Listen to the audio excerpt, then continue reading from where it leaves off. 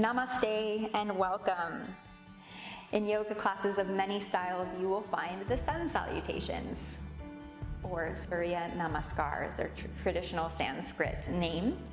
These integrated series of yoga poses, also known as asanas, are coordinated with the breath to help build a conscious connection between breathing and moving the body.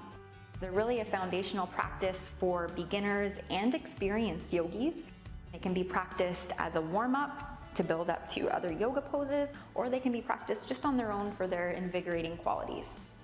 Physically, they help to build strength, they help to increase flexibility, they help to improve mobility, and they also require a deep awareness and focus, so they have mental benefits as well. They're often referred to as meditation in motion, so try it out for yourself. This is the third of 3 videos, so if you haven't already checked out the first 2 videos, then please do that. We'll be exploring Surya Namaskar C, or the classical Surya Namaskar. It's a very traditional version, and I find it to be a little bit tricky with the transitions, so if you haven't already explored Sun Salutation or seen our previous 2 videos, then make sure you check those out first. And then once you're ready, step onto your mats and we'll check in with our breath. Now, the breath is really going to be the foundation for our practice. It's going to carry us through all of the transitions, the poses. So we really want to find that deep awareness of how the breath resonates within the body. So take a moment in a standing or seated position, whatever is comfortable for you. And you can soften your gaze or close down your eyes and just begin to tune in. Just start by listening to your breath. So you can invite the Ujjayi breath. It's called in yoga the wave-like sound, almost like a whisper or fogging a mirror as you constrict the back of the throat.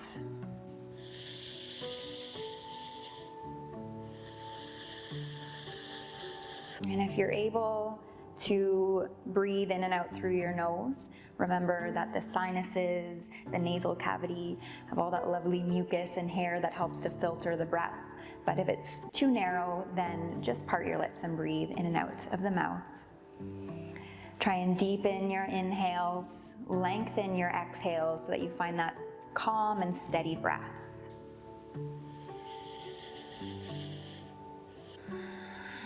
Now we'll deepen the physical awareness within the body. So just take a nice deep breath into your lungs. Feel how your rib cage expands outward with that in-breath. And then slowly exhale as you feel the low ribs draw in, the diaphragm tucks back up underneath the ribs.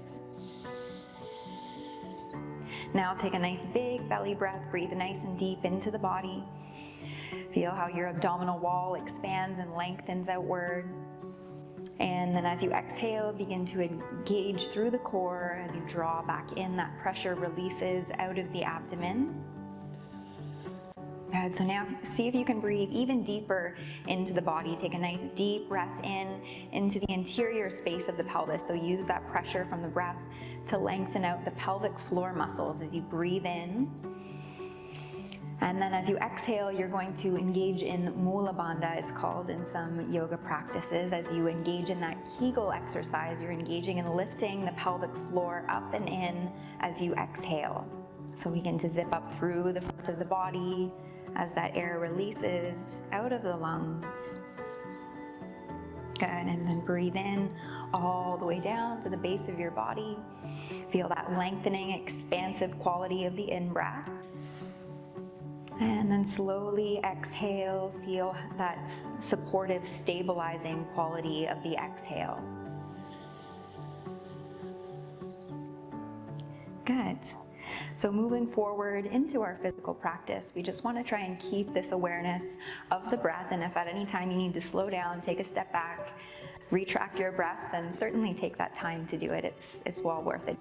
So as with all of the Sun Salutations we will be exploring within this series, they all begin and end in a standing position called Tadasana, or Samastitihi, which translates to mountain pose or equal standing. So we'll begin at the top of your mat.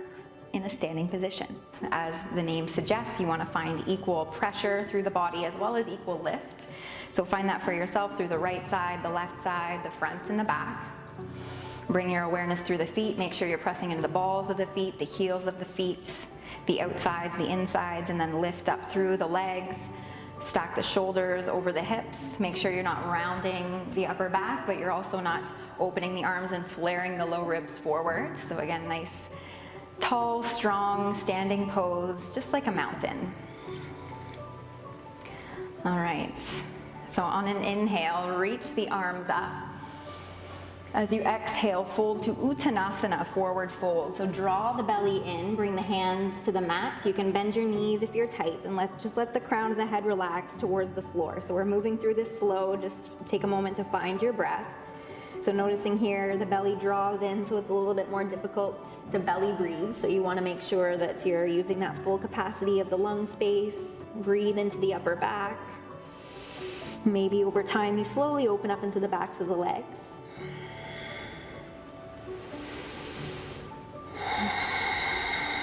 All right, from here, we're transitioning to Anjaneyasana, so stepping back to a lunge. So step the left foot back as you bend into the right knee.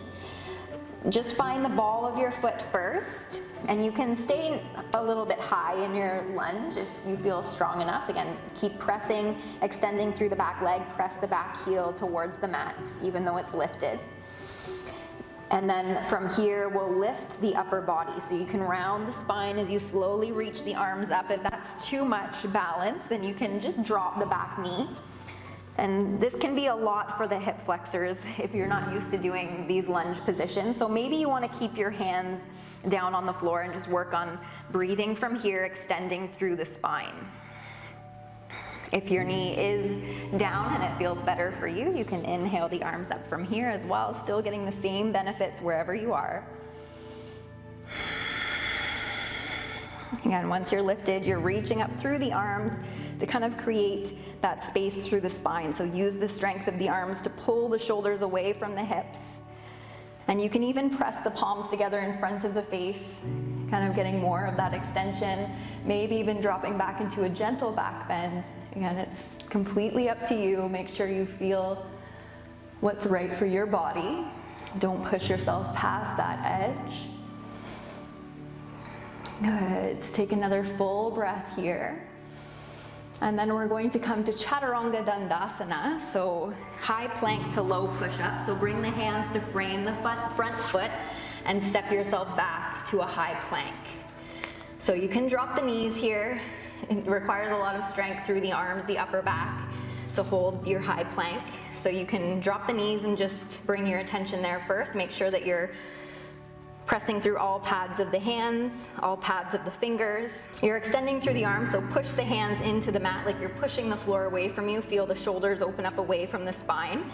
And then make sure that the neck is long, so draw the tops of the shoulders away from the ears. Good. From here, if you feel strong, you can maybe tuck the back toes and lift the knees, engaging the core. If the abdominal wall contracts too much, you're kind of rounding that low back. You want to keep it lengthened out, but you're also not dropping the hips towards the floor, or else it gets a little bit crunchy in the low back. So just find what works for you. Again, dropping the knees is always an option. And from here, we're going to lower down. So bending your elbows, keeping them in towards the body. You can lower to a hover, or you can bring the chest all the way down to the mat. Inhale into your back bend. The full version is Urdhva Mukha Svanasana, upward dog, or you can just take your mini cobra. So just pulling yourself forward, point the toes, engage the glutes, lift the heart. If you want to go into your full version, extend through the arms, lifting the thighs for upward facing dog. Good, wherever you are, just find your breath. And then as you exhale, we're going to reverse it to downward facing dog. So if you need to press your knees down, tuck the toes, extend the hips back as you lengthen the arms, and then lift the hips high. So Adho Mukha Svanasana, downward facing dog. So it can be quite alarming for your nervous system. Similar to a handstand, it's an inversion. Don't worry, we're not going to handstand, but just take a moment to find your breath. Make sure that you're solid through your hands, extending up through the arms. The upper back is broad and the neck is free. Send the hips high. Again, you can bend your knees here to keep that extension through the back. Sometimes tight hamstrings can cause a little bit of rounding. So if you feel that happening, just bend your knees. Come into like a low squat. Squatting dog, I like to call it. And then we'll come forward into our Anjaneyasana on the other side. So on an inhale, step your left foot forward this time. Keeping the knee bent, extend through the right leg. So again, you can stay high on the ball of the back foot and inhale the upper body, reaching through the arms. Or you can just drop the back knee. And again, if you're just working on warming up the hips, maybe you're just staying nice and low, bringing the hands to the floor. If you have your knee down, you can still lift the arms overhead, getting that extension through the spine.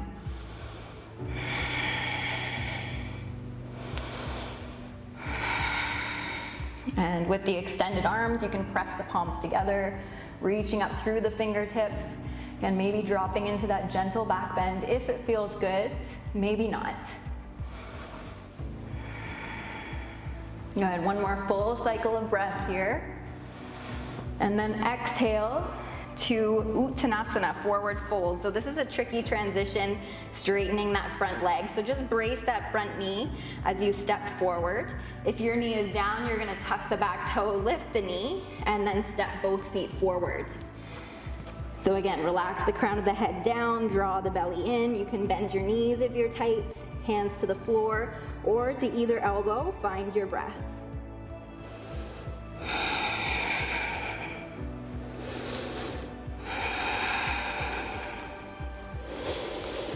Good.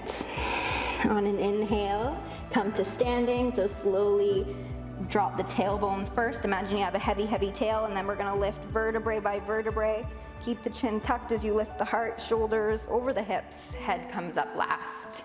Let's move through again. This time we will utilize the inhales or the exhales to aid in the transition to each pose. Now this can be challenging because it requires you to extend your breath. So if you're not used to breathing slow or you're not used to being in these postures in general, it can be an added challenge. So if you need to take extra breaths, then take them and just make it a practice to work up towards one breath per movement. Explore the sensations and modify yourself as necessary, referring to our previous clip. And remember, no one person looks like anyone else in any given yoga pose, so just find what feels right for your body. Find your mountain pose equal standing at the top of your mat, connect to the breath, and then on an inhale, reach the arms up, use that breath in to lengthen up through the body. As you exhale, fold forward, so use the exhale to draw the belly in, relax the top of the head down. Inhale to your lunge, so step the left foot back and reach high, using that breath in to lift up through the arms. And then exhale to your chaturanga, high plank to low push-up, so controlling the exhale, keeping the body nice and strong as you lower down.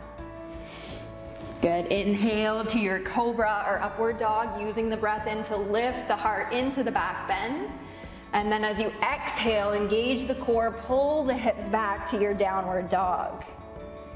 Good, we're going to inhale to our lunge on the other side, so breathe in, step the left foot forward, reach high. And then exhale to your forward fold, stepping the feet together, draw the belly in. Inhale to standing as you stack up, up, up, and reach high. Exhale as you come back to your equal standing mountain pose, hands to the sides. Let's move through one final round. I'll simply cue the breath and the pose for you to experience the full sequence for yourself. Just remember to follow your breath and modify as necessary. All right, mountain pose, equal standing. Inhale, reach up. Exhale, fold forward. Inhale, lunge on the right side. Exhale, chaturanga. Inhale, cobra, up dog. Exhale, downward dog. Inhale, lunge on the left side. Exhale, fold forward. Inhale, stand tall, reach high. Exhale, mountain pose. All right, so now that we've explored that sun salutation in a few different ways, I encourage you to play around with it, maybe try 3 to 5 rounds and just explore how you feel. Try and get into that kind of flow state, that meditative state as you move and breathe, and just make it a practice. Let me know what you think, leave your comments below. I'm Carly, thank you so much for watching. If you want to check out my other YouTube videos, make sure that you check my channel and hit subscribe while you're there. Until next time, namaste.